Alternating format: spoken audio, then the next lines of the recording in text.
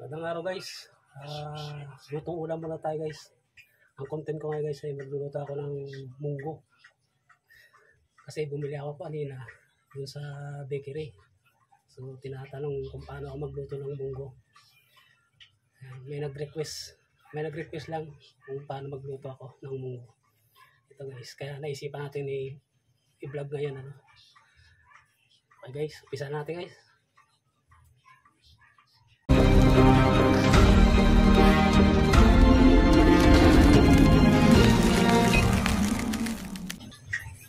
Una, siyempre, palalambutin ko muna yung munggo. Ito na, pinapakuluan ko na.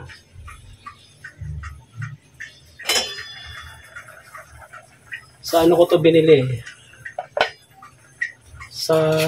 Diyan sa may bakery, sa may tindahan. Nagbili ako ng munggo. Ngayon, alam na vlogger tayo. Nag-request sila na paki-content daw kung paano ako magluto ng munggo. Kaya ito. Talagang 20 pesos lang itong munggo na nabili ko guys. Isang ulaman. Hindi pa ganong malambot yung munggo. So, gagayatin ko muna yung mga ingredients niya. Ayan guys. Nagayat ko na yung liempo. Liempo, ganyang kahaba. Hinati ko lang sa gitna. Yung kalahati, tinabi ko. Walang panahog lang. Simpleng luto lang naman po itong gagawin ko. Pero magugustuhan ng mga bata.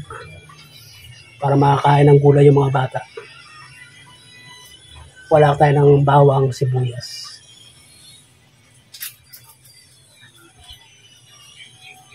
Mahal na rin ngayon guys ang nagmahal ulit ng sibuyas. Takal.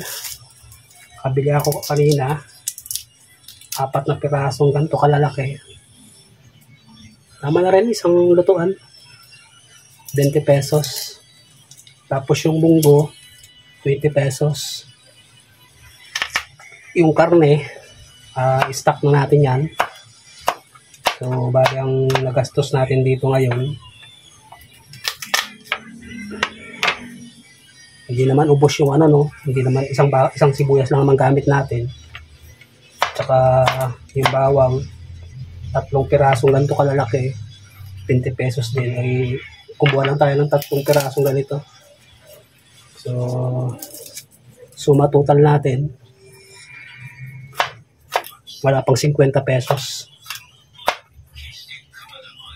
Isang ulaman na. Tapos yung malunggay, pinitas ko lang dyan sa tanim ko, sa gilid. Simpleng luto lang, pero swak na swak yung panlasa para sa mga ating mga bagets.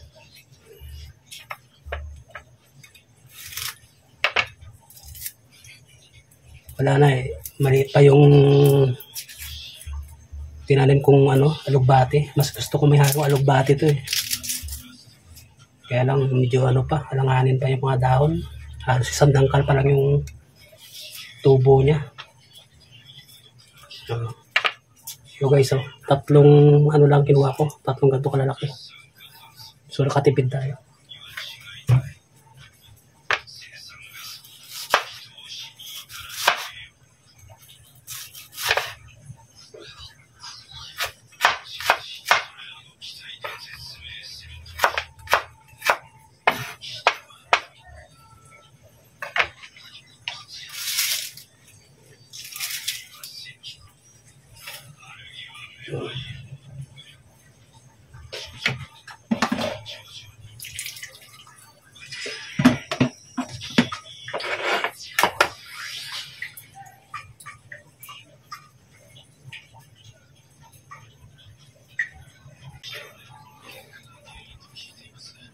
Habang pinapalambot ko yung munggo. So naka-ready na yung mga ingredients niya.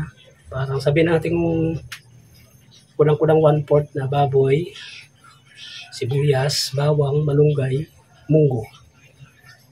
Tapos igigisa natin. Tapos papakita ko sa inyo yung sikretong ingredients na sinasama ko para magustuhan ng mga bata. Mamaya, para masubaybayan nyo guys yung video nito. Medyo matigas pa yung munggo, so post muna natin. Ito na guys, medyo malambot na yung munggo. Pakita natin guys. Para makita, hindi makita ito sa ano sa loob ng serola. Matapos natin palambutin yung munggo, iset aside muna natin. English yun. Ito guys yung malunggay, tapos na himayin.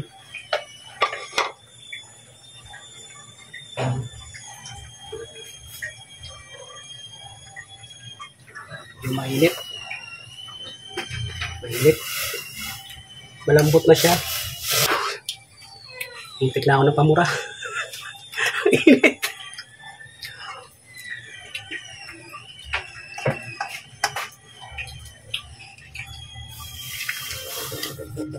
Yan.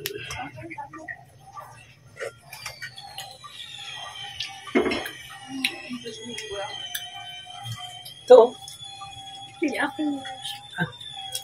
Ay, dalawa pala to. Tapon. Ayan po, malambot na yung munggo. So, binalik ko yung kasirulang ginamit natin. Gigisa natin yung mga sangkap. Yung dim po natin, no? Gigisa natin. Kunting mantika lang. Ayan. Shoutout nga pala sa taga-Bekeria, kay ate. Pag napanood mo itong video, ito na yung request mo. Paano ako magluto ng munggo?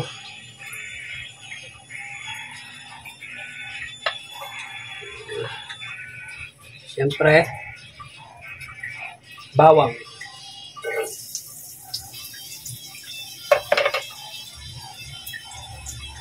Sa bawang tsaka sibuyas, nasa inyo na yan. Kung alin unahin nyo.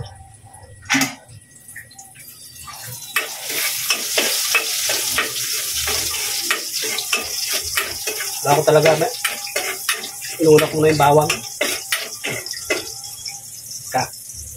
Gawa natin ang paraan yung video para makita yung loob ng ating kasirola. Ayan. Medyo mapula na yung bawang. Hindi kita kasi. Pawak natin sa ating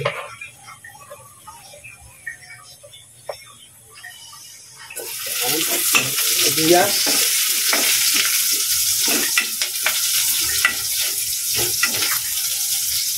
Tapos try yung ating liempo.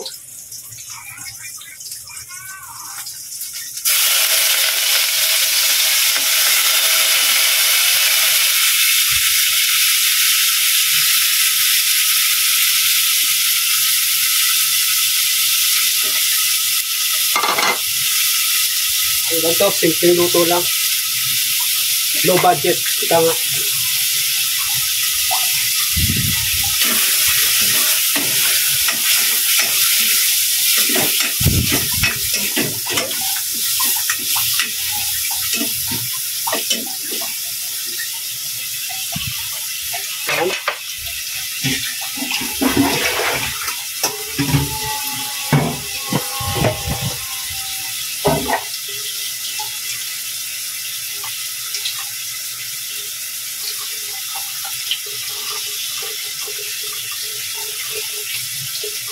Okay.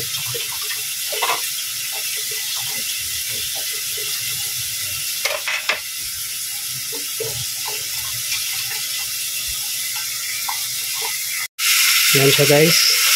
Ganyan lang.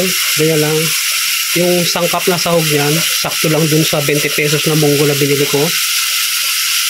Hintayin na natin pumula yung ating sahog na karne. Malalaman natin yan pagluto na, pag tumalsik-talsik na yan, tutunog yan eh. Parang ano na siya, mamula-mula na. So tatakpan muna natin. So guys, habang pinapapula natin yung yung sahog nating karne, So, titimplahan na rin natin siya. Timplahan ko siya ng patis. Para kumapit din sa karne yung lasa.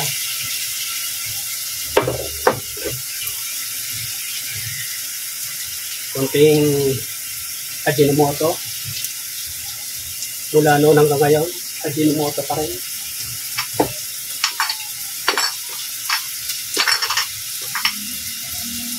So, wala na tayong paminta na durog. Okay na yan, kahit wala na. Nasa inyo na lang. Nalagyan nyo o hindi.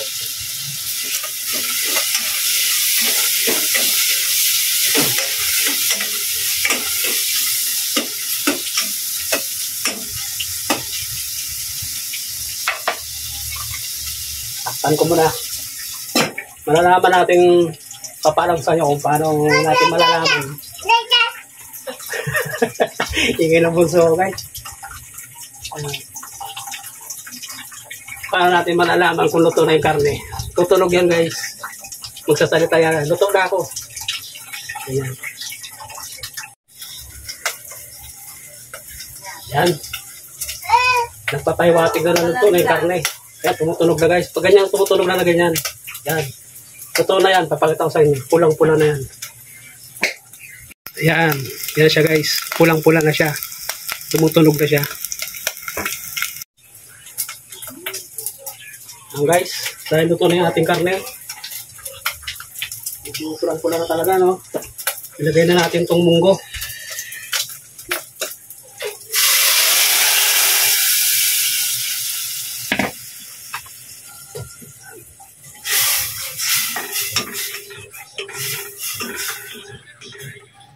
So, aking bunso, makulit.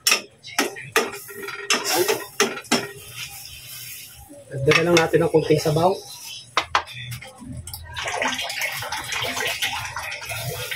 Sa inyo na, guys, kung gusto nyo malapot o may maraming sabaw. Sa akin, tansya-tansya lang. Lumampas lang yung sabaw doon sa may munggo mismo ng bagya. Ganyan na siguro.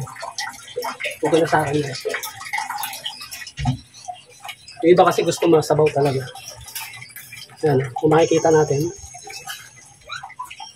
Hindi na pala mahal.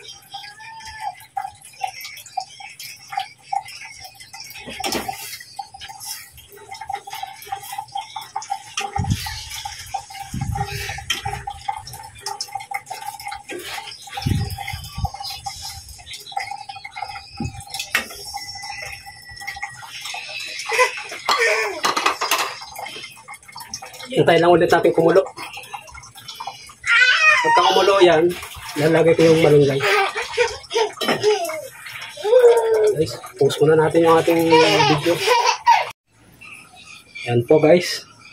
After 3 minutes, yan na natin sa. Yan, kita na ba? Ginawa ko ng paraan para makita. Yan. Yan. Lalagay ko yung aking mahiwagang malunggay.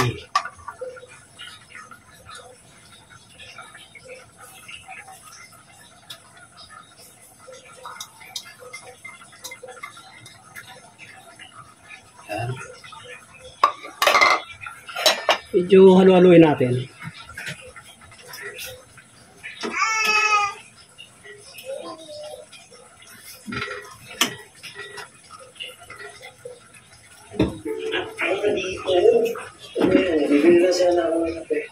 Guys, pasensya na kayo, guys, ha. Nagbinuksan yung TV. Malakas.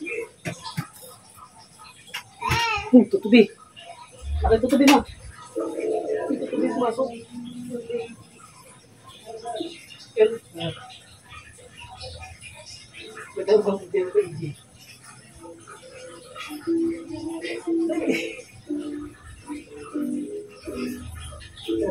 Bahay din, ha. Yan, guys.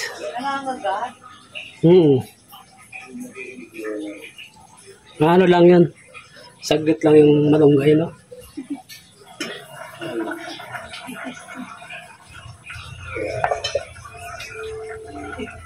Yan, kulo na siya. Medyo hinaan natin yung kunting apoy. Hinaan natin yung kunting apoy. Ayos na. Hinaan pala natin yung apoy. Hinaan na kunti pa. Medyo nakakulangan ako sa sabaw. So, dagdag lang tayo ng kunting sabaw. Masyadong malapot. Ito yung nag-request. Pag naparod mo to, kayaan mo to. Kunti mo yung hindi mahilig sa munggo. Papatikin.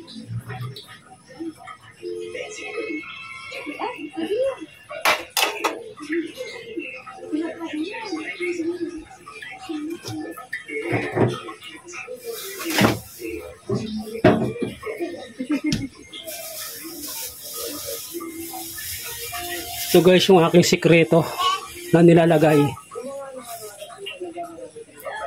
Dairy cream. Isang ganito. Ano to, 10 piso. So munggo 20 plus dairy cream 10 pesos, 30. Kaya nga kulang-kulang 50. Isang ulaman na.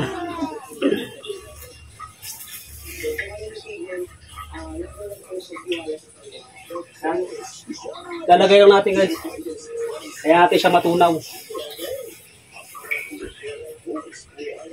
Okay, habang hinihintay natin kumulo, lalo-aloy natin, tikman na natin yung sabaw. Kasi pag kumulo yan, luto rin.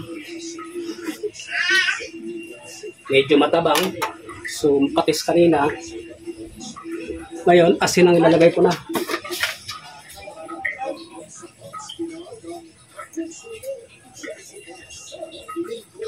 Yan. Takpan muna natin. Siguro mga 1 minute. 1 minute dami. Isa. 1 minute and 4.5 seconds. Ito na yan. Eh mga ano, natural cook.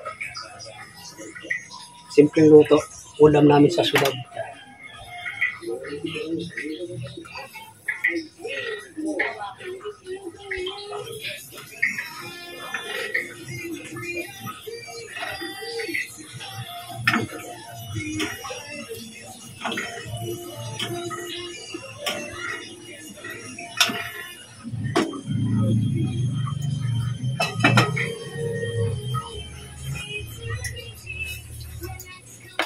Yan na guys.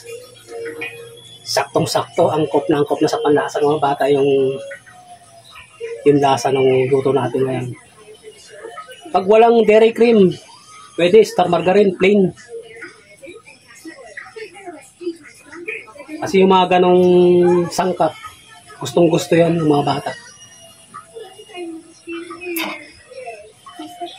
Kahit matanda.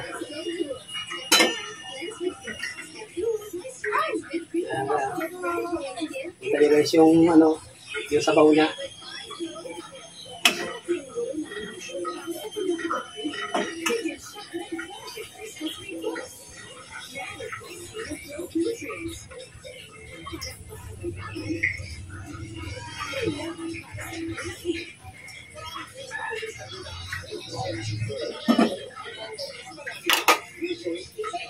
Di pa ganong kumukulo guys eh.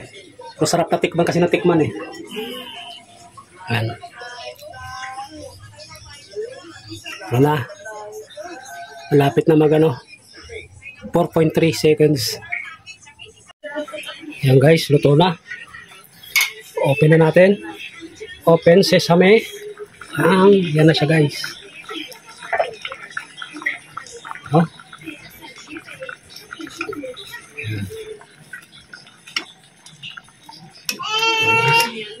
Mamula natin. Ayos na yung lasa. Nagbe-bend yung dairy cream dun sa ng munggo. At saka yung parang langis ng baboy kanina. Yan. Okay na yan guys. Papatayin ko na yung ating kalan. Yan guys. Muli ako nagpapasalamat. Naway may natutunan tayo no. Sa ating niluto. Simpleng luto lang. nakatipid tayo. Halos 50 pesos lang yung nagastos natin. May ulam na tayo ngayong Friday na munggo na sikat tuwing Friday. Shoutout nga pala sa taga Bakery. Okay na. Panoorin mo na lang itong video na to. Tapos gayahin mo na lang. Okay guys, thank you. God bless po sa ating lahat. Saan kayo naroon, ingat. And praise the Lord. Bye-bye.